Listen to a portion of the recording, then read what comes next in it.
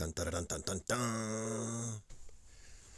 All right, so I see this guy reach over at the table, and I see his hand go behind him. Not really sure what had just happened, but pretty used to this. So I kind of walk over there, look at the table. I see that there is a box without a knife on it.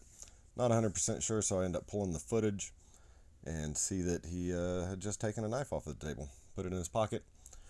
I end up walking down, find him, and I tell him to give me back my knife that he just stole. He tries to tell me that he didn't steal anything. I pull up my phone. I say, I've got you on video. He's like, oh, I'm really sorry. I tell him, don't freaking do that here. And then the flea market actually went and kicked him out. There was a couple other vendors that yelled at him because they found out what had happened. He's kind of regular around there. But anyway, another day in paradise.